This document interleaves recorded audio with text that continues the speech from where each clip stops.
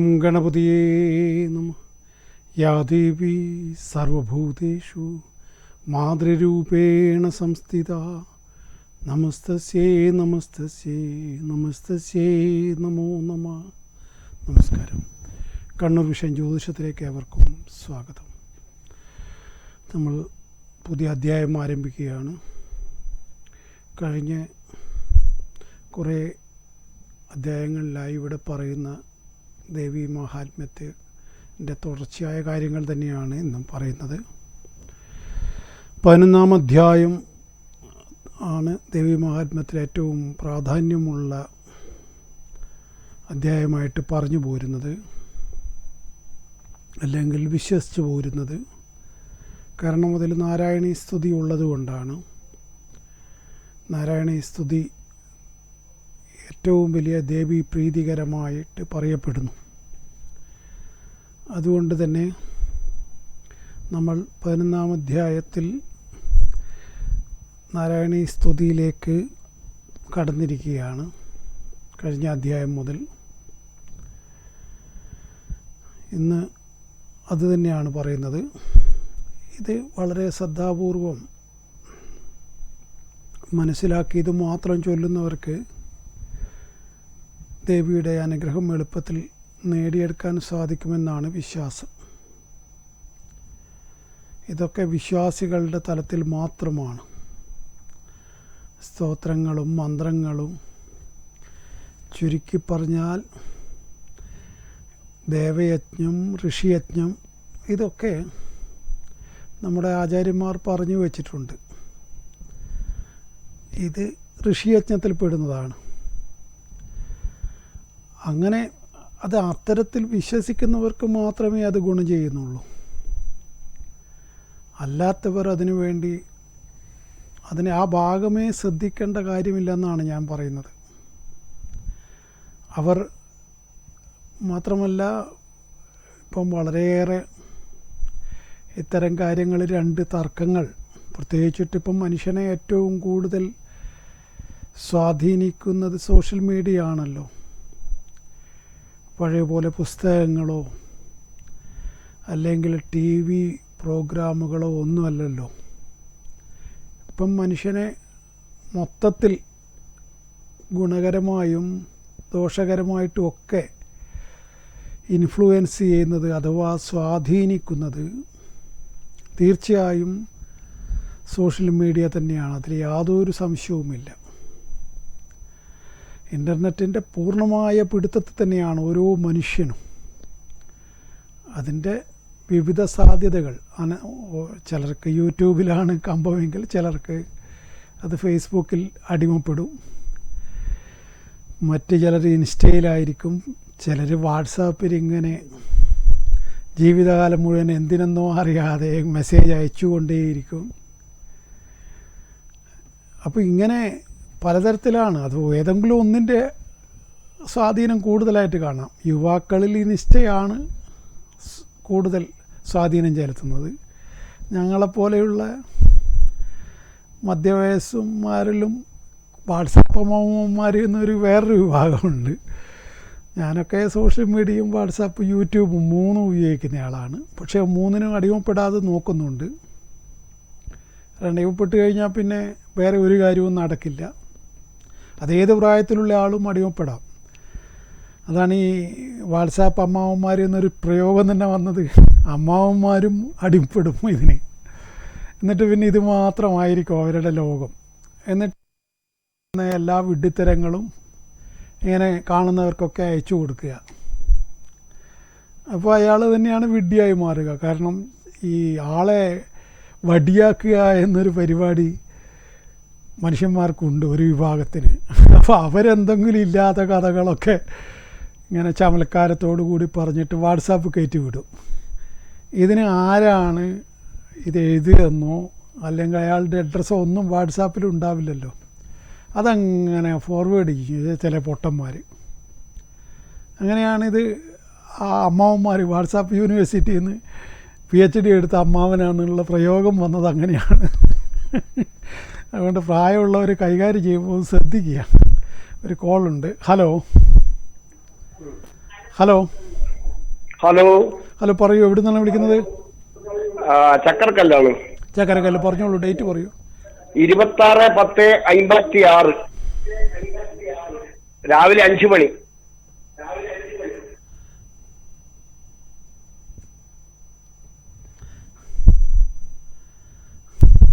ഒരമ്മാവനാണ് അല്ലേ? അമ്മാവനായി. 26/10/56. സമയം രാവിലെ 5 മണി. 5 മണി. ഓക്കെ. അല്ല, അമ്മ പറഞ്ഞാണ് പണ്ട് പറയാൻ വെക്കാം. ആ, ശരി. നക്ഷത്രം പുണർതം. ഇല്ല സാർ, ചതയം പറ്റില്ല. 26/10/56. 56, 1956. അതന്നെ, അത് ഇവിടെ പുണർതമാണല്ലോ. പിന്നെ 55 പിന്നെയും ഉണ്ട്, അവിട്ടം കഴിഞ്ഞിട്ട്. അതും പക്ഷെ അവിട്ടമാണ്. അവർ ചതിയാന്നാണ് പറയുന്നത്. അപ്പോ അല്ല, അങ്ങനെയാണെങ്കിൽ 55ആണ്. 55 ആ, 55ആണ്. അത് അവിട്ടം നക്ഷത്രമാണ്. രാവിലെ വൈകുന്നേരം ഈ പറഞ്ഞ ചതയം ഉണ്ടാവും. അതായത് ജാതകം പഴയ ഓലയിൽ എഴുതിയത് ചതി എന്നാണ് കാണുന്നത്. അപ്പോ അന്ന് വൈകുന്നേരം ആയിരിക്കും നിങ്ങളെ. എന്നാ വൈകിട്ടായിരിക്കും. എന്നാല് ഇപ്പം കുറെ വർഷം. അതെ, ആയി. സാറ് പറഞ്ഞ കറക്റ്റാണ്. ആ, ചതിയാണ്. അപ്പോ ഇതിപ്പോ ഇത് പ്രകാരം നിങ്ങള്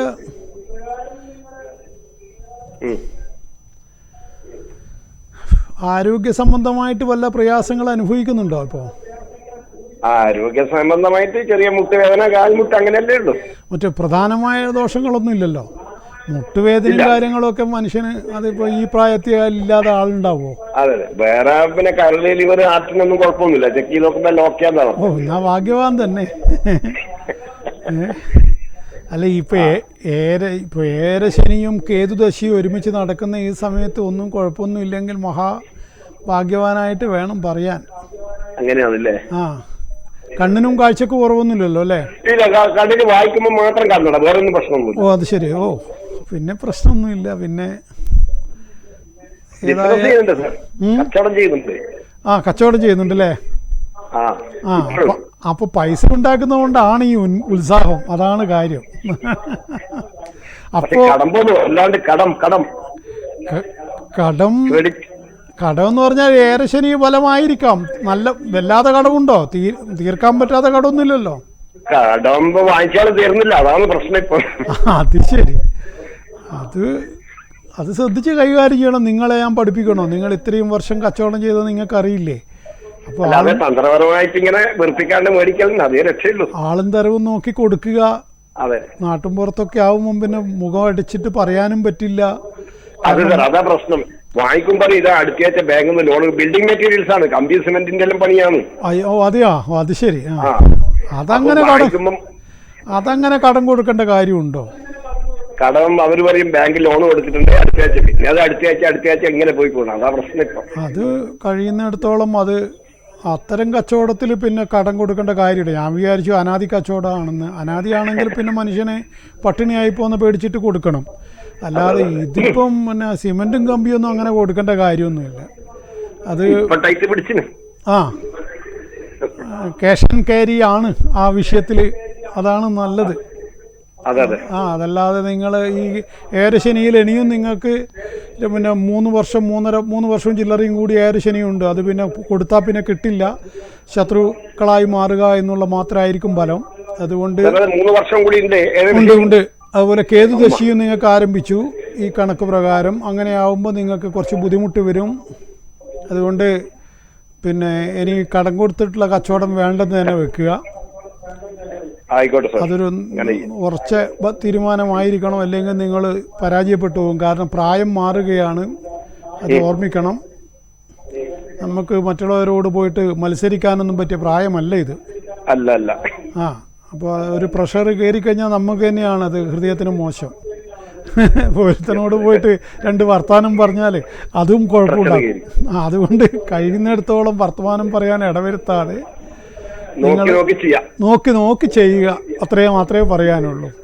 പിന്നെ ഈ ഏരശനിയുടെ ദോഷങ്ങൾക്ക് വല്ല പരിഹാരങ്ങളും വേണമെങ്കിൽ അത് നിങ്ങൾക്ക് നേരിട്ട് ബന്ധപ്പെടാം. ഓക്കെ, വിളിച്ചിട്ട് ഒരു ദിവസം വരാം, അതിന് പരിഹാരം എന്താണെന്ന് നോക്കാം. ഓക്കെ, ശരി, ആവട്ടെ. വിളിച്ചിട്ട് വരും. ഓക്കെ, ശരി. Thank you. ശരി. അപ്പോൾ ഞാൻ പറഞ്ഞത് ഈ പിന്നെ പുതിയ കാലഘട്ടത്തിൽ അങ്ങനെയാണെന്ന് ഞാൻ പറഞ്ഞു. അതായത് അപ്പോൾ അതുകൊണ്ട് തന്നെ ഈ നാസ്തികരും ആസ്തികരും തമ്മിലുള്ള യുദ്ധം വളരെ മുറുകിക്കിടക്കുന്നൊരു കാലഘട്ടമാണ്. എല്ലാം വെറും വിഡ്ഢിത്തരം എന്ന് പറയുന്ന ഒരു വലിയ വിഭാഗം വീണ്ടും ഉദയം ചെയ്തിട്ടുണ്ട്. അവരോട് ഒരു കാരണവശാലും ദൈവവിശ്വാസികൾ തർക്കിക്കാൻ പോകരുത്. കാരണം അത് രണ്ടു കൂട്ടരുടെയും രണ്ട് നിലപാടാണ്.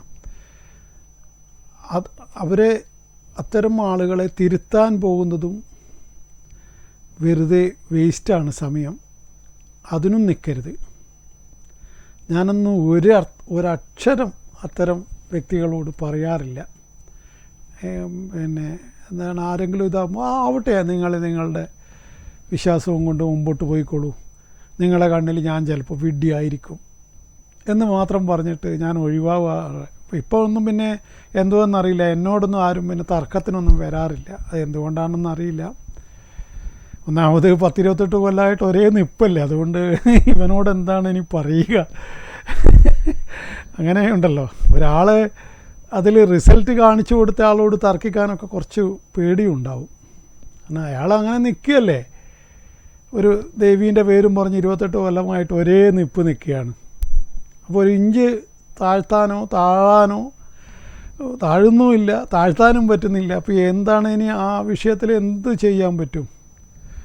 അപ്പോൾ ഇനി അത് അയാൾക്ക് എന്തോ ഒരു പ്രത്യേകമായ ഒരു സംശയം മനുഷ്യർക്ക് എന്തോ ഒന്ന് കിട്ടിയിട്ടുണ്ടോ, അല്ലാതെ ഇങ്ങനെ തുടർച്ചയായിട്ട് പോകുമോ എന്നുള്ളൊരു സന്ദേഹം മനസ്സിൽ വരുമല്ലോ.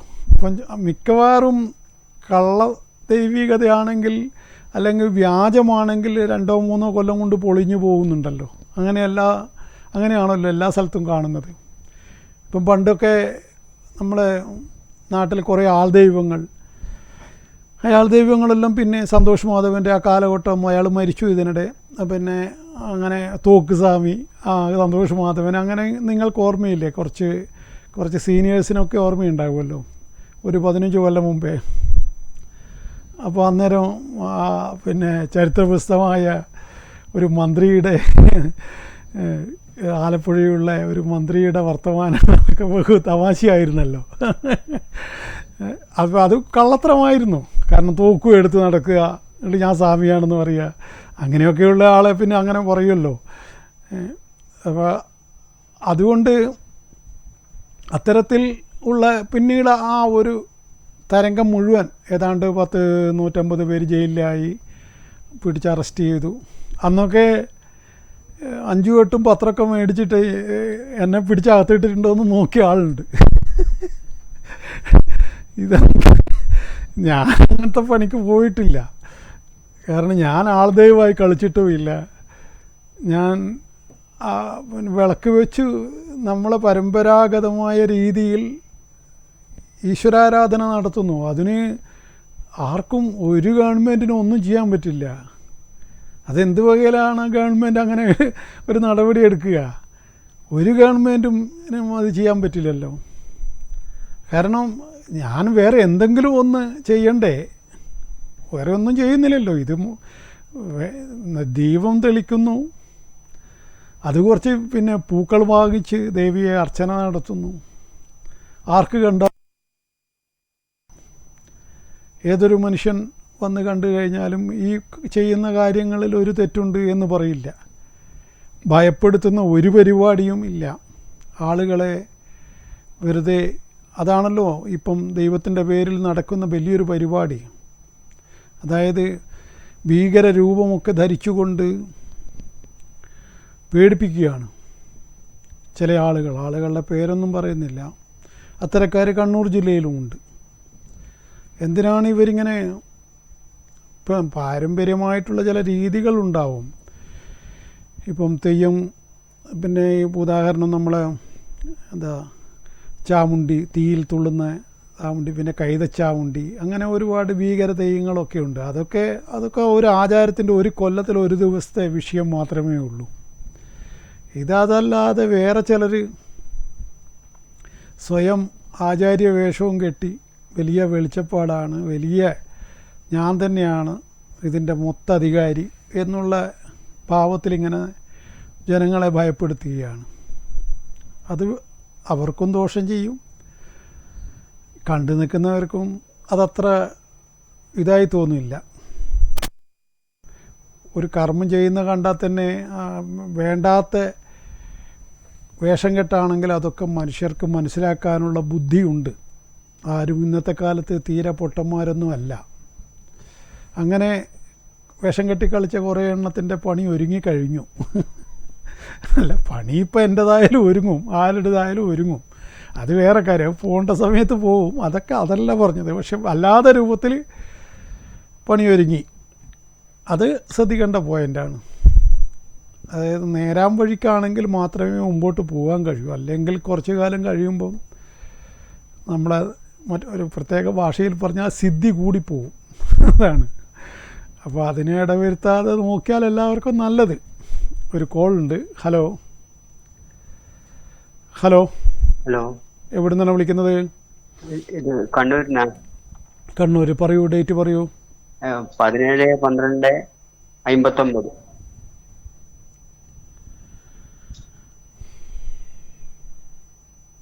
17/12/1959 ആണോ? 59, അതെ. സമയം പറയൂ. സമയം രാവിലെ 5:30.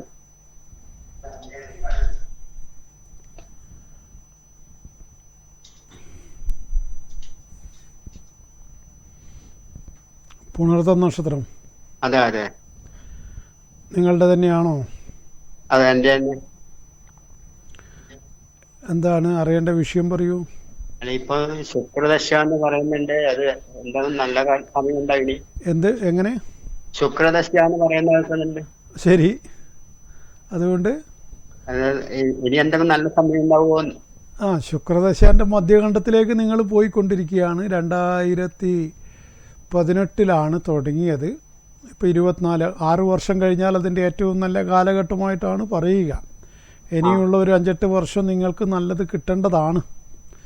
12 ശുക്രനാണ്, ബലവാനാണ്, സ്വക്ഷേത്ര ബലവാനാണ്. ശുക്രന് 12ാം ഭാവം ഏറ്റവും ഇഷ്ടപ്പെട്ട ഭാവമാണ്. അപ്പോൾ സാമ്പത്തികമായിട്ടൊക്കെ കുറച്ചൊരു മെച്ചമൊക്കെ വരേണ്ടതാണ്. പക്ഷെ നിങ്ങളുടെ ജാതകത്തിൽ പണ്ടേ സാമ്പത്തികം കയ്യിൽ വന്നാൽ ഒന്നും നിൽക്കില്ല എന്നൊരു ബലമുള്ള ഒരാളാണ്. അതെ, അത് ശരിയാണ്. അപ്പോൾ അത് നിങ്ങളുടെ ജീവിതത്തിൻ്റെ ഒരു പ്രത്യേകതയാണ്. ഇന്ന് ഇത്രയും 64 വയസ്സായി, അതുകൊണ്ട് നിങ്ങൾക്ക് തന്നെ അത് അറിയാം, അങ്ങനെ കയ്യിൽ നിൽക്കില്ല എന്നുള്ളത്. വെക്കുന്നത് ഇഷ്ടമല്ല. എങ്ങനെ എങ്ങനെ കയ്യില് പണം വെക്കുന്നത് ഇഷ്ടമല്ല. അങ്ങനെ കൊടുത്തു കളയും. അത് തന്നെ ഒന്നും മാറ്റാൻ കഴിയുന്നില്ല അല്ലേ? മമ്മൂട്ടിയെ കൊണ്ട് ഹിറ്റ്ലറിൽ പറഞ്ഞ പോലെ അയാൾക്കൊന്നും മാറ്റാൻ പറ്റിയില്ല, അയാളുടെ ശീലങ്ങളും ഷാഢ്യങ്ങളും എന്ന് പറഞ്ഞ പോലെ അല്ലേ? നിങ്ങൾക്കൊന്നും മാറ്റാൻ കഴിയുന്നില്ല. പൈസ അധികം പിടിച്ചു വെക്കാനില്ല, അതെല്ലാം കൊടുത്താണ്. കൊടുത്തു തീർത്താൽ എങ്ങനെയാണ്? ഇനി വയസ്സുകാലല്ലേ വരാൻ പോകുന്നത്. ഇനി അങ്ങനെ അത് പണ്ട് കൊടുത്തത് ശരി കൊടുക്കണം, ഇനി ഇങ്ങനെ കൊടുത്താൽ ശരിയാവില്ല. കാരണം 4 ദിവസം കിടന്നുപോയാൽ നിങ്ങളെ ആരാണ് നോക്കുക? അത് അത്രയല്ലേ ഉള്ളൂ. ഇനി അത്രേ ഉള്ളൂന്നല്ല, നിങ്ങൾക്ക് നല്ല ആയുസുള്ളവനാണ്. അതെങ്ങനെയാണെങ്കിലും നടക്കും. ദൈവമല്ലേ, ദൈവമാണ്. അതൊക്കെ പറഞ്ഞിട്ട് കാര്യമില്ല. നമ്മൾ താൻ പാതി ദൈവം പാതി അല്ലേ? അതെ, പകുതി ഉണ്ടപ്പോ. അപ്പൊ എന്നാ ശരി, പകുതി ഉണ്ടായാ മതി. കുറച്ച് പകുതി ഉണ്ടാവില്ലേ? അതാണ് ഞാൻ പറഞ്ഞത്. നിങ്ങളും പകുതി നോക്കണം. നോക്കുന്നുണ്ട്. ദൈവത്തിന്റെ പകുതി മാത്രം അവിടെ വെച്ചിട്ട് നിങ്ങളെ പകുതി നോക്കാതിരിക്കരുത്. ഇല്ല, അത് ദൈവം ചെയ്യാൻ പാടില്ല. അതാ പറഞ്ഞത്. അപ്പോൾ അതുകൊണ്ട് ഇനി കുറച്ചൊന്ന് ശ്രദ്ധിക്കണം. ഇപ്പം ദൈവം സഹായിച്ചിട്ട് പിന്നെ നിങ്ങൾ ഈ പറയുന്ന മറ്റുള്ളവരെ സഹായിക്കുന്ന സ്വഭാവം നിർത്താൻ പാടില്ല. അതൊക്കെ വേണം മനുഷ്യനായാൽ. അത് ചെയ്യുന്നില്ല, എന്നെ കൊണ്ട് കഴിയില്ല ചെയ്യുന്നില്ല. അതെ, അത് ചെയ്യണം. അത് ചെയ്യാത്തവന്റെ ജന്മം പാഴല്ലേ? അതെ അതെ അതെ ആ ശരിയാണ്. പണ്ടൊരാൾ പറഞ്ഞ പോലെ ഞാനും എൻ്റെ ഓളും ഒരു തട്ടാനും എന്ന് പറഞ്ഞാൽ അങ്ങനെ പോരല്ല, അങ്ങനെ പോയാൽ പോയി. നമ്മളെ കണ്ണൂർ ഭാഷയാണ്, പഴയ ഭാഷയാണ്. എന്തിനാണ് ഞാനും എൻ്റെ ഓളും തട്ടാനെന്തിനാ ഞാൻ എൻ്റെ ഓക്ക് പണ്ടം പണിയാൻ. എല്ലാം ചത്തോട്ടെ പ്രളയം വന്നിട്ട്, ഈ നമ്മൾ മൂന്നാൾ ബാക്കിയായാൽ മതി, ഞാനും എൻ്റെ ഓളും പിന്നെ ഒരു തട്ടാനും. അപ്പോൾ അതേപോലെ ചിന്തിക്കുന്നവൻ്റെ ജീവിതം എന്താ പറയുക, ഓട്ടമുക്കാൽ പോലെ ആവുമെന്നാണ്. അത് ആരും എവിടെയും എടുക്കില്ല. പിന്നെ അത് അങ്ങനത്തെ മനുഷ്യനെ ആരും അടുപ്പിക്കില്ല. അപ്പോൾ അത് അങ്ങനെ ആവരുത്. നിങ്ങൾ അങ്ങനെയല്ല, നിങ്ങളൊരു നല്ല മനസ്സിൻ്റെ ഉടമയാണെന്ന് ഞാൻ മനസ്സിലാക്കുന്നു നിങ്ങളുടെ വർത്തമാനത്തിൽ നിന്നും. പക്ഷേ ഇനി പ്രായം കൂടുന്നു, നിങ്ങളീ പറഞ്ഞ പോലെയല്ല, ആയുസ്സുള്ളവനാണ്. അതുകൊണ്ട് ഇങ്ങനെ ഈ ശുക്രദശയൊക്കെ കഴിയുന്നവരെയൊക്കെ വളരെ ശ്രദ്ധിക്കണം.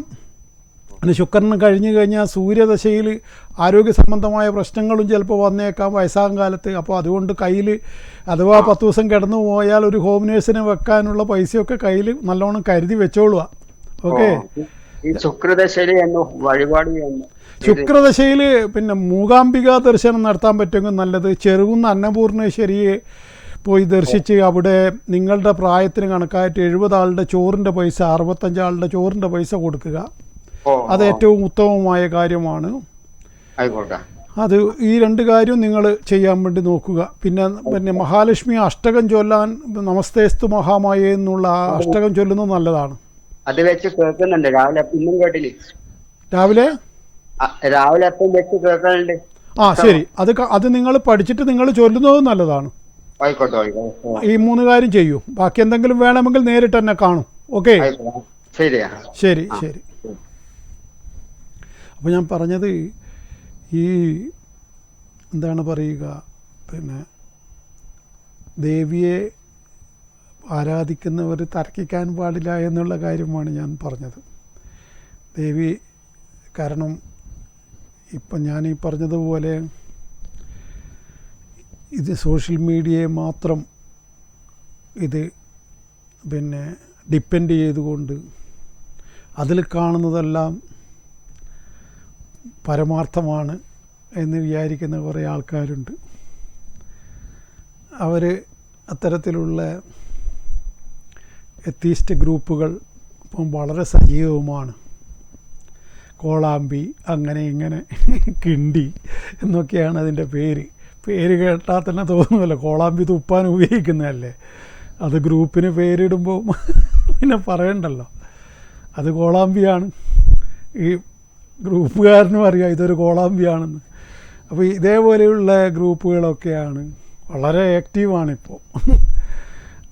സോഷ്യൽ മീഡിയ മേഖലയിൽ ഇത്തരത്തിലുള്ള ഗ്രൂപ്പുകളും ഇത്തരത്തിലുള്ള സ്വയം വലിയ എന്താ പറയുക മാസ്റ്ററായിക്കൊണ്ട് നടിക്കുന്നവരും ഇവരൊക്കെ വളരെ വളരെ സജീവമായിട്ട് നിൽക്കുകയാണ്. അത്തരം ഇപ്പം ഞാനൊന്നും പിന്നെ ദൈവനിഷേധമായ എന്തെങ്കിലും കണ്ടു കഴിഞ്ഞാൽ അവരോടൊന്നും ഒന്നും പറയാൻ പോകാറില്ല. ഒരു കമൻറ്റ് പോലും അതിനൊന്നും ഇടാറില്ല. കാരണം അങ്ങനെ വിശ്വസിക്കാനും അങ്ങനെ പറയാനും അവർക്ക് അവകാശമുണ്ട് എന്ന് ഞാൻ വിചാരിക്കുന്നു. എനിക്ക് എത്രമാത്രം ദൈവത്തെ സ്തുതിക്കാനും ദൈവത്തെ ആരാധിക്കാനും അവകാശമുണ്ടോ തത്തുല്യമായിട്ട് ഞാൻ തീസ്റ്റായ എനിക്ക് എത്രമാത്രം അവകാശമുണ്ടോ ഒരു എത്തീസ്റ്റിനും അതേ അവകാശം ഞാൻ വകവെച്ചു കൊടുക്കണം. അപ്പോൾ ഏതെങ്കിലും ഒരു ഗ്രന്ഥത്തെ ഒരു ഇപ്പം ഭഗവത്ഗീതയോ അല്ലെങ്കിൽ ഭാഗവതത്തെയോ വിമർശിച്ചുകൊണ്ട് എന്തെങ്കിലും ഒരുത്തൻ എഴുതി വിട്ടാൽ ഞാൻ അതിനെ ചോദ്യം ചെയ്യാറില്ല. കാരണം അവൻ്റെ അവകാശത്തെ നമ്മൾ മാനിക്കണം. സഭ്യമായ ഭാഷയല്ലെങ്കിൽ അത് ചൂണ്ടിക്കാണിക്കാം. അത് പിന്നെ അവൻ്റെ ജന്മദോഷം. ഏതൊരു കാര്യവും സഭ്യമായ ഭാഷയിൽ വിമർശിക്കാമല്ലോ. അസഭ്യം പറയുമ്പോൾ ചിലപ്പോൾ പ്രകോപനം ഉണ്ടാവും. പക്ഷേ എങ്കിൽ കൂടിയും അങ്ങനെ വന്നാൽ പിന്നെ ഇതിനൊന്നും എന്താണ് വെറും താണ ലെവലിലേക്ക് അവരെ പോലെ താണ ലെവലിലേക്ക് ഭക്തൻ അധപ്പതിച്ചുകൂടാ എന്ന് ഞാൻ വിചാരിക്കുന്നു.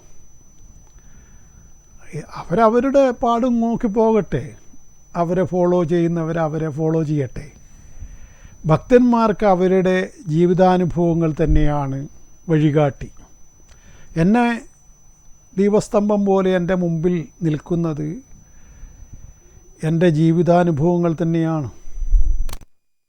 ആരാധനയിൽ കൂടി എന്ത് സംഭവിച്ചു ജീവിതത്തിൽ, ഇത് നേരിട്ട് മനസ്സിലാക്കിയ ഒരുത്തനും മറ്റുള്ളവനോട് തർക്കിക്കാൻ പോകേണ്ട കാര്യമേ ഇല്ല. ഒരു കോളുണ്ട്. ഹലോ. ഹലോ, എവിടുന്നാണ് വിളിക്കുന്നത്? കണ്ണൂരിന്നാ വിളിക്കുന്നത്. കണ്ണൂർ. പറയൂ, ഡേറ്റ് പറയൂ. മകളുടെ വിവാഹത്തിന്റെ സമയം പറഞ്ഞോ, ഡേറ്റ് പറഞ്ഞോളൂ. 2000 സെപ്റ്റംബർ 10.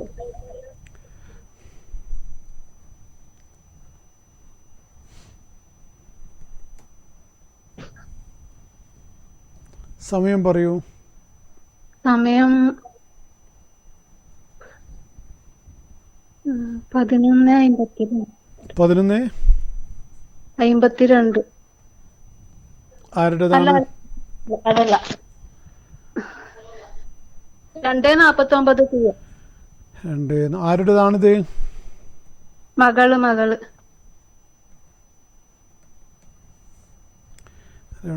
തിരുവോണം നക്ഷത്രം. തിരുവോണം നക്ഷത്രം. ഇപ്പം നടക്കുന്നത് രാഹുദശയിൽ കേതുവിൻ്റെ അപഹാരമാണ്. അടുത്ത ഏപ്രിൽ വരെ സമയം അനുകൂലമല്ല. അതിനുശേഷം ശുക്രൻ്റെ അപഹാരം, കല്യാണം, നീചഭംഗമുള്ള ശുക്രനാണ്. ആ ശുക്രൻ അപ്പോഴേക്കും നേരെ ശനിയുടെ കാഠിന്യവും അങ്ങോട്ട് വളരെയേറെ അങ്ങോട്ട് മാറിപ്പോവും. അപ്പോൾ അതുകൊണ്ട് ഒരു വർഷം ഇല്ല, 10 മാസം കഴിഞ്ഞാലാണ് സമയം അനുകൂലമായിട്ട് കാണുന്നത്. ജോലി ചെയ്യുന്നില്ലേ ഇപ്പോ? ചെറിയൊരു പഠിക്കുന്നുണ്ട്. ജോലിക്ക് വളരെയേറെ സാധ്യതയുള്ള ജാതകമാണ്. അതുകൊണ്ട് തന്നെ കുറച്ച് PSCയുടെ കാര്യമെല്ലാം കുറച്ച് ഗൗരവത്തിൽ തന്നെ നോക്കാൻ പറയണം. അത് ഈ ജാതകപ്രകാരം അത് ശരിയായി കിട്ടുമെന്ന് തന്നെ പറയണം. അപ്പോൾ അതുകൊണ്ട് നിങ്ങളത് അവളോട് പ്രത്യേകമായിട്ട് പറയുക. പിന്നെ ഈ രാഹുദശ ആയതുകൊണ്ട് അതിന് വേണ്ട പരിഹാരങ്ങൾ ചെയ്യുന്നതും നല്ലതാണ്. പിന്നെ അത് നിങ്ങൾ നേരിട്ട് വന്നു കഴിഞ്ഞാൽ ആ ജാതകപ്രകാരമുള്ള പരിഹാരങ്ങൾ നമുക്ക് ചെയ്യാം. അത് രാഹുവിൻ്റെ ദോഷം, രാഹു 7ാം ഭാവത്തിൽ നിന്നിട്ട് വിവാഹത്തിനും മറ്റൊക്കെ തടസ്സങ്ങൾ സൃഷ്ടിക്കുമെന്നാണ് പറയുക. അപ്പോൾ അതുകൊണ്ട് ആ ദോഷങ്ങൾക്ക് വേണ്ട പരിഹാരങ്ങൾ ചെയ്യുന്നത് നന്നായിരിക്കും. അത്തരം വിശ്വാസമുള്ള കുട്ടിയാണെങ്കിൽ നിങ്ങൾ എന്നെ നേരിട്ട് ബന്ധപ്പെടുക. എൻ്റെ തലശ്ശേരിയാണ്, ഈ കാണുന്ന അഡ്രസ്സ് തന്നെ. ഇവിടെ ഈ നമ്പറിൽ വിളിച്ചാൽ മതി. ഈ നമ്പറിൽ 938850 എന്നുള്ള ഈ നമ്പറിലാണ് എന്നെ വിളിക്കേണ്ടത്. ഇത് പരിപാടിയിൽ പങ്കെടുക്കേണ്ടവർ മുകളിലുള്ള സ്ക്രോൾ നോക്കിയിട്ടാണ് വിളിക്കേണ്ടത്. ഇത് എന്നെ ബന്ധപ്പെടാനുള്ള നമ്പറാണ്. അപ്പോൾ ഈ നമ്പറിൽ വിളിച്ചിട്ട് നിങ്ങൾക്ക് എന്നെ ബന്ധപ്പെടാം. നിങ്ങൾ എവിടുന്നാണ് വിളിക്കുന്നത്? കണ്ണൂർ ചെറുകുന്ന്. ആ ചെറുകുന്നൊക്കെ 100 കണക്കിന് ആൾ എന്നെ വന്ന് കാണാറുണ്ട്. നിങ്ങൾ വിളിച്ചിട്ട് വന്നോളൂ. ഓക്കെ.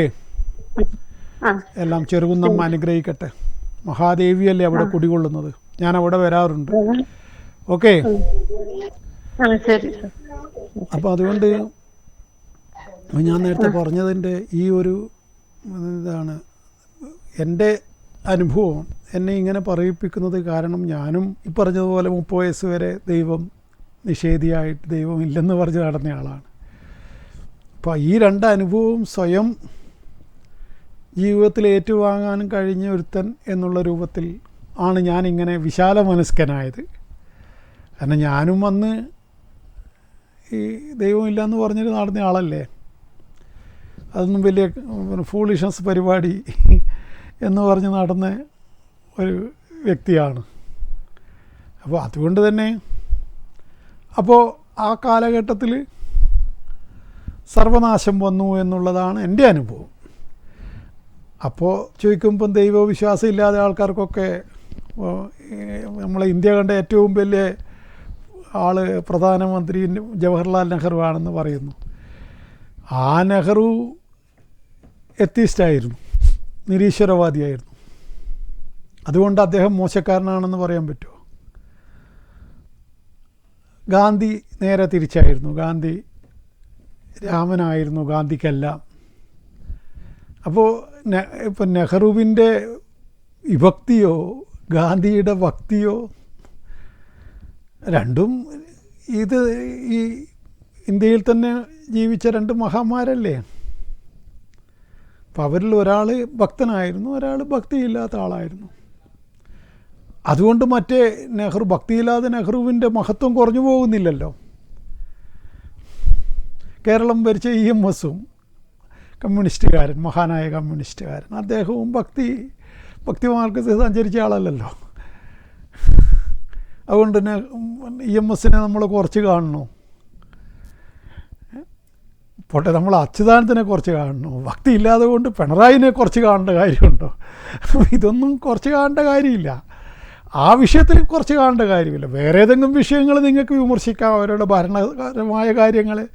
അവർ പിന്നെ ഭക്തനായ കരുണാകരന് നായനാരെക്കാളും ആ വിഷയം കൊണ്ട് മാത്രം മഹത്വമുണ്ട് എന്ന് ഞാൻ വിചാരിക്കുന്നില്ല. എല്ലാ മാസവും ഗുരുവായൂർ പോയി തൊഴുതുകൊണ്ട് ഭക്തിയില്ലാതെ നായനാരേക്കാളും കരുണാകരൻ മഹാനാണ് എന്ന് ഞാൻ വിശ്വസിക്കുന്നില്ല. അത് രണ്ടുപേർക്കും രണ്ടുപേരുടേതായ മഹത്വം ഉണ്ടല്ലോ. ഭക്തി ഉള്ളതുകൊണ്ട് കരുണാകരന് ഒരു എഡ്ജ് കൂടുതൽ കൊടുക്കണം എന്ന് അത് ഞാൻ അങ്ങനെയുള്ള ആളല്ല, അങ്ങനെ ചിന്തിക്കുന്ന ആളല്ല. ഞാൻ പറഞ്ഞു വരുന്നത്, പിന്നെ ഭക്തി എൻ്റെ ചിലപ്പോൾ എന്താ പറയുക, കയ്യിലിരിപ്പും ബായിലിരിപ്പും നാട്ടിലിരിപ്പും എന്നൊക്കെ ഒരു വർത്തമാനം ഉണ്ടല്ലോ. എൻ്റെ കയ്യിലിരിപ്പായിരിക്കാം എൻ്റെ 30 വയസ്സ് വരെ എനിക്ക് മോശമായ അനുഭവങ്ങൾ ഉണ്ടായത്.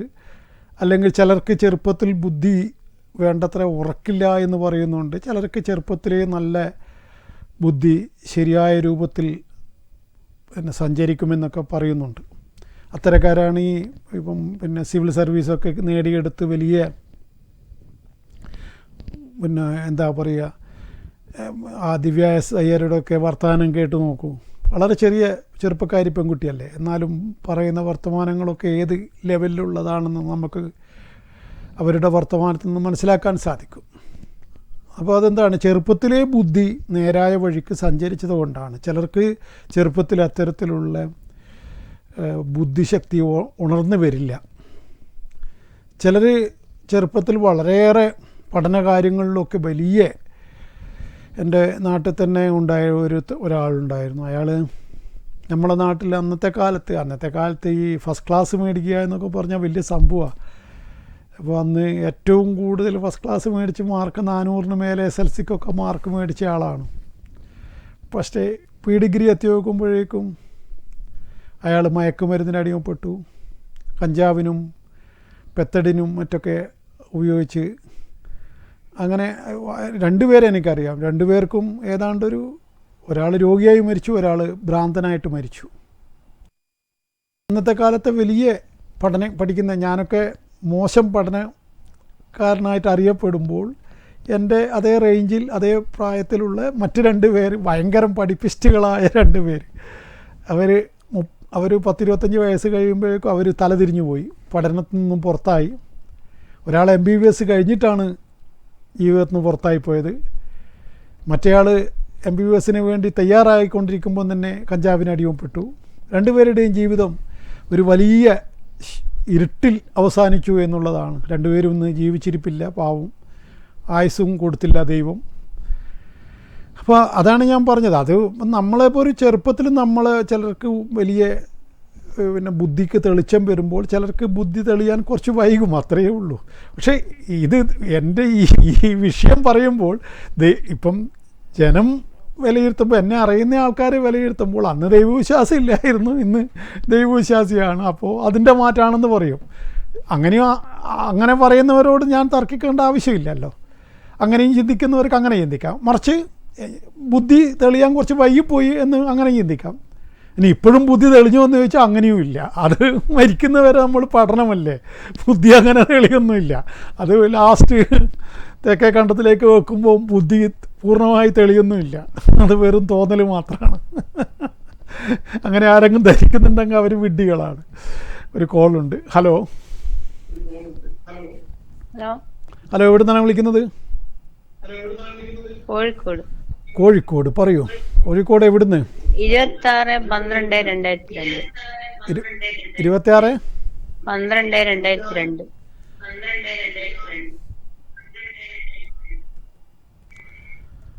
സമയം പറയൂ. 11:04.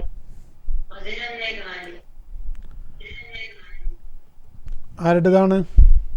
മകന്റെ. മകൻ്റെ. മകൻ. ആ 14 പകലിൽ രാവിലെ അല്ലേ? രാവിലെ. എത്ര നക്ഷത്രം? ഉത്തരം എന്താണ് പറയേണ്ട വിഷയം? എന്താണ് ജോലി? ഇപ്പൊ ഏത് കോഴ്സാണ് ചെയ്തിട്ടുള്ളത്?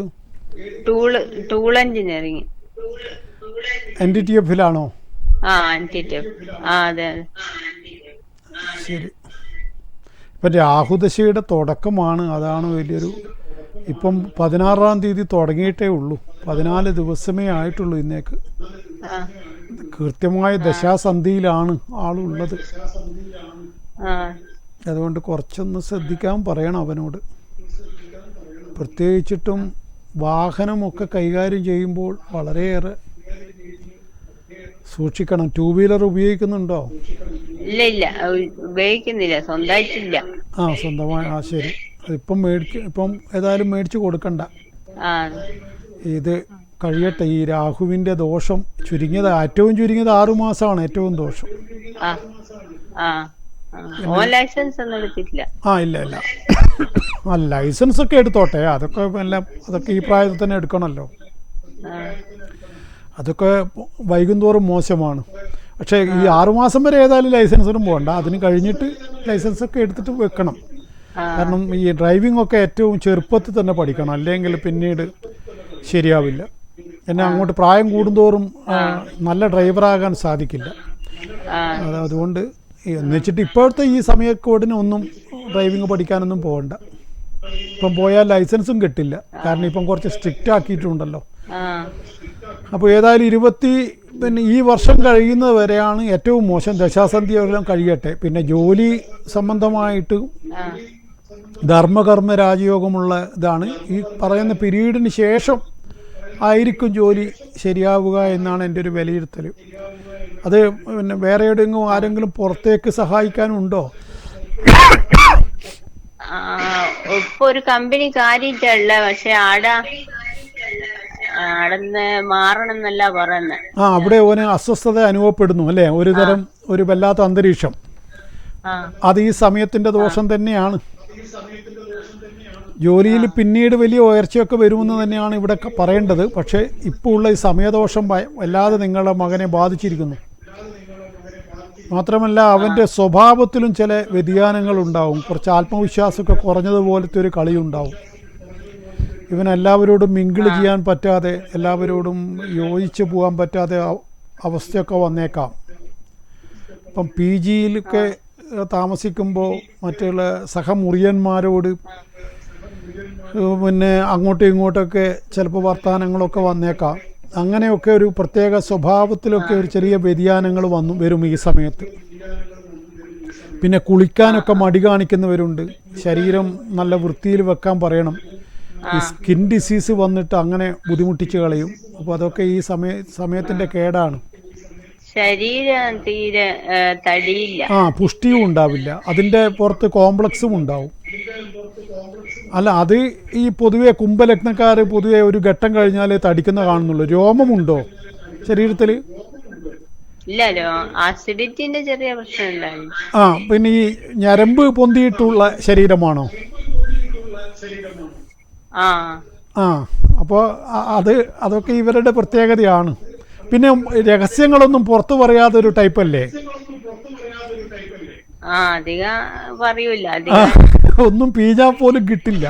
ഇങ്ങനെ പിഴിഞ്ഞെടുക്കണം. അമ്മയോട് പോലും പറയില്ല. അതാണ്. പറയും, പക്ഷെ എല്ലാം പറയില്ല. അങ്ങനെ നിങ്ങൾ വിചാരിക്കണ്ട.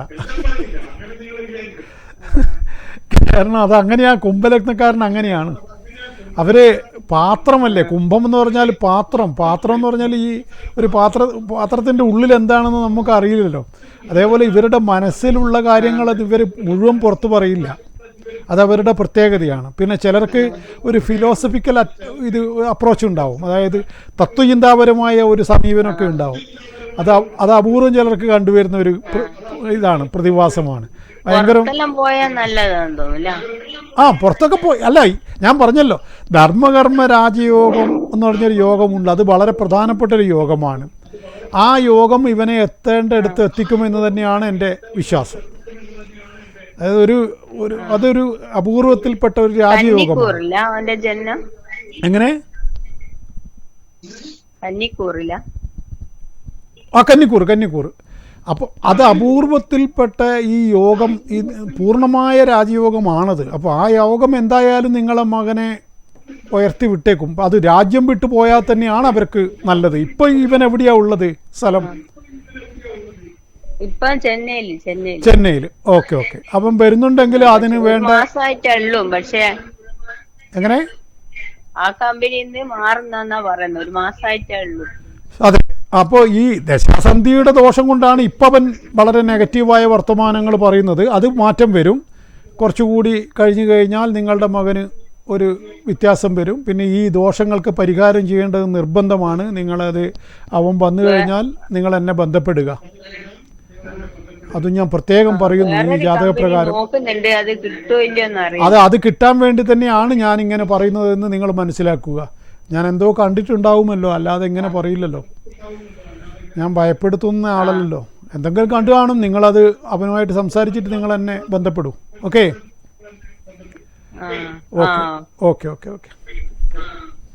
അപ്പോൾ നമ്മൾ ദേവിയുടെ ഇന്നത്തെ കലാകാഷ്ടാതിരൂപേണ പരിണാമപ്രദായിനി വിശ്വസ്യോപരതോ ശക്തി നാരായണി നമോസ്തുതേ. എന്താണ്? സമയമാപിനികളാണ് കലയും കാഷ്ടയും എന്ന് പറയുന്നു. അതിൻ്റെ രൂപത്തിൽ പ്രവർത്തിച്ചുകൊണ്ട് എന്താണ് ലോക പരിണാമം ഉണ്ടാക്കുന്നവളാണ് ദേവി എന്ന് ഈ മന്ത്രം വിവക്ഷിക്കുന്നു. അതാണ് ശ്രദ്ധിക്കേണ്ടത്. അത് ഈ എന്താ പറയുക, സമയമാപിനികൾ പലതും ഉണ്ട്. പക്ഷേ ഇവിടെ നമ്മൾ ദേവീ മാഹാത്മ്യത്തിൽ ഉള്ള വരികൾ അത് വളരെയേറെ വർഷങ്ങൾക്ക് മുമ്പുള്ള എഴുതിയ ഗ്രന്ഥമാണെന്നുള്ള മനസ്സിലാക്കണം. ആ കാലഘട്ടത്തിൽ ഉള്ള കാര്യങ്ങളൊക്കെ ഈ ഗ്രന്ഥത്തിൽ ഉണ്ടാവുമല്ലോ. കാലം മാറുന്നതിനനുസരിച്ച് ഇപ്പം AI പുതിയ കാലഘട്ടത്തിൽ നമ്മൾ പണ്ടത്തെ സംഭവമൊന്നുമല്ലല്ലോ. ഇനിയിപ്പോൾ AI ഡോക്ടർമാർ വരാൻ പോകുന്നു എന്നാണ് പറയുന്നത്. അപ്പോൾ ഇന്നത്തെ ഏറ്റവും ഭയങ്കര ഡോക്ടർമാരുടെ മഹാരാജാക്കന്മാരായി വലസുന്ന ഡോക്ടർമാരുടെ അവസ്ഥ എന്തായിരിക്കും? ചൈനയിൽ അതിനുള്ള ഏതാണ്ട് എല്ലാ കാര്യങ്ങളും സെറ്റായി എന്നാണ് പറയുന്നത്.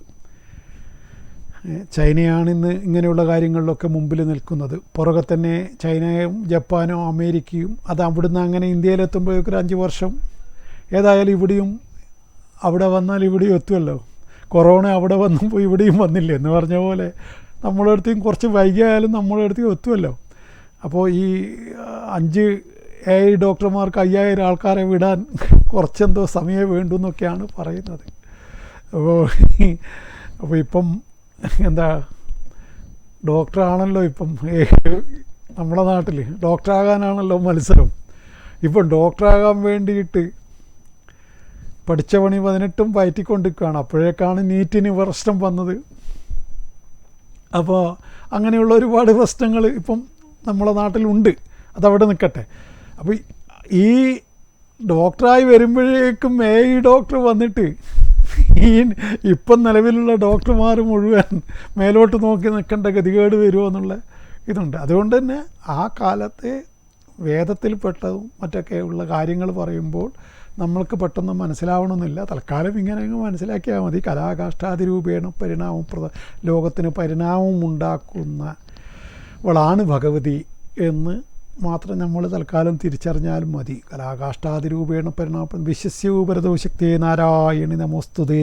ഒടുവിൽ വിശ്വത്തിൻ്റെ ലയം പോലും നടത്താൻ ശക്തിയുള്ളവളായ നാരായണിക്ക് നമോഭാഗം എന്നാണ് പറയുന്നത്. അതായത് പ്രപഞ്ചം സൃഷ്ടിക്കുന്നതും പ്രപഞ്ചത്തെ എന്താണ് അത് പിന്നെ ഇതിലും പറയുന്നുണ്ട്. ഇത് അവസാനം ആലിലയിൽ കിടക്കുന്ന വിരൽ കടിച്ച് കിടക്കുന്ന മഹാപ്രളയത്തിന് ശേഷം ഉണ്ണിക്കണ്ണൻ്റെ ഒരു മനോഹരമായ സങ്കല്പമുണ്ട്. അത് ദേവിയുടെ കാര്യത്തിലും അങ്ങനെ പറയുന്നുണ്ട്. ഇതൊക്കെ പിന്നെ ഏത് കാലം പ്രളയം വരുമെന്നോ അങ്ങനെയൊന്നും അല്ല അതിനെ കാണേണ്ടത്. ഇതൊക്കെ ഒരു വലിയ ഇതായിട്ട് കണ്ടാൽ മതിന്നേ, അങ്ങനെ കണ്ടാൽ മതി. നമുക്കറിയില്ലല്ലോ എന്താണ് ഏതാണ് ഒന്നും അറിയില്ലല്ലോ. ഈ ലോകത്ത് വരുന്ന മഹാപരിവർത്തനം ഇപ്പം നമ്മൾ സ്വപ്നത്തിൽ ചിന്തിച്ച കാര്യമാണ്. ഇപ്പം എഐയുടെ ഈ വിഷയം, ആർട്ടിഫിഷ്യൽ ഇൻ്റലിജൻറ്റിൻ്റെ ഈ കാലഘട്ടത്തിൽ നമ്മൾ ഇത്ര കാലം മുമ്പിൽ നമ്മൾ പഠിച്ച എല്ലാ ഇതും അപ്രസക്തമാവുകയല്ലേ. അതാണ് നമ്മൾ ഈ പരിവർത്തനം ഒരു 2 വർഷം മുമ്പ് പോലും നമ്മളെ ചിന്തയിലില്ലല്ലോ. ഇപ്പോൾ ലോകത്തിന് വരുന്ന മഹാപരിവർത്തനം അതെങ്ങോട്ടേക്കാണ് നമ്മളെ നയിക്കുന്നത്? നമ്മൾ ഇപ്പോൾ എൻ്റെയെല്ലാം കാലഘട്ടത്തിൽ തന്നെ, ഞാനൊക്കെ 60 കഴിഞ്ഞ മനുഷ്യൻ, എൻ്റെ കാലഘട്ടത്തിൽ തന്നെ ഇതൊക്കെ ഈ പരിവർത്തനങ്ങളൊക്കെ കാണേണ്ടി വരുമോ എന്ന് ഞാൻ സന്ദേഹപ്പെടുന്നു. സന്ദേഹപ്പെടുകയല്ല, അങ്ങനെ ഒരു ഭാഗ്യം അതൊക്കെ കണ്ടിട്ട് അങ്ങനെ കാണാൻ പറ്റുമോ? കാരണം എൻ്റെയൊക്കെ തലമുറ എന്ന് പറഞ്ഞാൽ കഴിഞ്ഞ പലതും കണ്ട തലമുറയാണല്ലോ. അപ്പോൾ അതിനു മുമ്പുള്ള ചത്തുപോയ തലമുറകൾക്കൊന്നും ഇല്ലാതൊരു ഭാഗ്യം ഞങ്ങളുടെ തലമുറക്കുണ്ടല്ലോ. ഞങ്ങൾ TV വരുന്നത് കണ്ടു, പിന്നെ കാറ് അംബാസഡർ മാത്രമായിരുന്നല്ലോ എൻ്റെ എല്ലാം കുട്ടിക്കാലത്ത്. പിന്നെ കാറുകളുടെ പ്രളയം കണ്ടു, പിന്നെ എന്താണ് ഈ പല ഇതും, പിന്നെ അവസാനം മൊബൈൽ ഫോണിൻ്റെ തരംഗം കണ്ടു, കമ്പ്യൂട്ടറിൻ്റെ വിപ്ലവം കണ്ടു. ഇങ്ങനെ പലതും കണ്ടിട്ട് ഇപ്പം ഞങ്ങൾ ഇൻ്റർനെറ്റിൻ്റെ ഇത് കണ്ടു, പല ഇതും കണ്ട ഒരു തലമുറയാണ് അത് ഞങ്ങളുടെ തലമുറക്ക് മാത്രം. അതേസമയം തീരെ കുഗ്രാമത്തിലൊക്കെ ജനിച്ചവർക്കൊക്കെ, എനിക്ക് ഓർമ്മയുണ്ട്, എൻ്റെ 18-ാം വയസ്സിൽ ബാംഗ്ലൂരിൽ നിന്ന് TV ആദ്യമായിട്ട് അവിടുന്ന് കണ്ടപ്പോൾ ഇങ്ങനെ നോക്കി ഇങ്ങനെ കുറേ നേരം ഇങ്ങനെ നിന്നതൊക്കെ. അപ്പോൾ അന്ന് ആ സമയത്ത് ഇങ്ങനെ തരംഗം പോലെ വരികയാണ്. 75 അങ്ങനെ ആ കാലഘട്ടത്തിലാണ് അങ്ങനെ വന്നിട്ട് ഇതായത്. അതുപോലെ മാരുതി കാറൊക്കെ 81 ആ കാലത്തൊക്കെയാണ് ഇറങ്ങിയത്. ഇങ്ങനെ കണ്ടിട്ടാണ് നമ്മൾ ഈ പല പരിവർത്തനങ്ങളും കണ്ടിട്ട് ഞങ്ങൾ തലമുറ നിൽക്കുകയാണ്. ആ തലമുറയാണ് ഇപ്പോൾ അവസാന നിമിഷം എഐയുടെ അത്ഭുത ലോകം കാണുന്നത്. ഇപ്പം സ്പേസിലേക്ക് പൈസ കുറച്ച് ഉണ്ടാക്കിയാൽ കുറച്ച് നാട് പോയിട്ട് ഒരാഴ്ച താമസിച്ച് വരാമെന്നൊക്കെ ഒരു ഐഡിയ ഒക്കെ ഉണ്ട്. ഇല്ല, പക്ഷേ പൈസ കുറച്ച് കാര്യമായിട്ട് വേണ്ടി വരും, അതിനുള്ള ഇല്ല. അതുകൊണ്ട് പൈസ ഉള്ളവർക്ക് കുറച്ച് ദിവസം പോയിട്ട്, പിന്നെ ഈ സുനിത അവിടെ കുടുങ്ങി പോയിട്ടുണ്ടെന്ന് പറയുന്നുണ്ട്. സുനിത പേര് മാറിപ്പോയോന്നറിയില്ല. അവർ തിരിച്ചു വരും, യാതൊരു സംശയമില്ല. അതൊക്കെ ഒന്ന് ഡിമാൻഡ് കൂട്ടുന്നതായിരിക്കും നാസ. എന്താന്ന് പറഞ്ഞാൽ ഇത് ചർച്ച ചെയ്യപ്പെടണമല്ലോ. അപ്പോൾ ഞങ്ങൾ 2 ആളുണ്ട് അവിടെ സ്പേസിൽ കുടുങ്ങി പോയിട്ട്. അപ്പോൾ വലിയ ലോകം മുഴുവൻ ചർച്ചയായില്ലേ, പബ്ലിസിറ്റി ആയില്ലേ. അതൊക്കെ നമ്പറാണ്, അതൊക്കെ ആർക്കും തിരിയില്ല. അവരൊക്കെ സുന്ദരമായിട്ടിങ്ങ് വന്നോളൂ. അതൊക്കെ സാമാന്യ ബുദ്ധി കൊണ്ട് ചിന്തിച്ചാൽ പോരാ, കുറച്ച് കടന്ന ബുദ്ധി. ഇത് പണ്ട് നെടുമുടി വേണു പിന്നെ ശ്രീനിവാസനോട് പറഞ്ഞ പോലെ, ഇത് ചെറിയ ബുദ്ധിയല്ലടാ, ഇത് 3 ആളെ ബുദ്ധിയാണെന്ന് പറഞ്ഞ പോലെ. അങ്ങനെയൊക്കെ ഉണ്ട്. ഏതായാലും പോട്ടെ, അതിലേക്കൊന്നും കിടക്കുന്നില്ല. ഏതായാലും ദേവിയെ ആരാധിച്ചു കഴിഞ്ഞാൽ ഗുണം വരുമെന്ന് മാത്രം പറയുന്നു. ദേവി വിഷയങ്ങൾ സംബന്ധമായ കാര്യങ്ങൾ മനസ്സിലാക്കേണ്ടവർക്കും ജ്യോതിഷ സംബന്ധമായ ഫലങ്ങൾ അറിയേണ്ടവർക്കും എന്നെ നേരിട്ട് വന്ന് കാണാവുന്നതാണ്. ബുക്ക് ചെയ്തവരെ മാത്രമേ ഇപ്പം പ്രവേശനം അനുവദിക്കുന്നുള്ളൂ. അല്ലാത്തവർക്ക് ഓൺലൈനിൽ ദക്ഷിണ അയച്ചുകൊണ്ട് വാട്സാപ്പിൽ ഡേറ്റും സമയവും അയച്ച് അങ്ങനെയും ഫലമറിയാവുന്നതാണ്. ഏതിനും അതൊക്കെ നിങ്ങളുടെ തീരുമാനമാണ്. താല്പര്യമുള്ളവർ മാത്രം ബന്ധപ്പെടുക. ഏതിനും ബന്ധപ്പെടേണ്ട നമ്പർ 9388504419. നമ്മുടെ സമയം ഇവിടെ തീരുകയാണ്. എന്നെ കാണുകയും കേൾക്കുകയും ചെയ്തത് നിങ്ങൾക്ക് നന്ദി, നമസ്കാരം.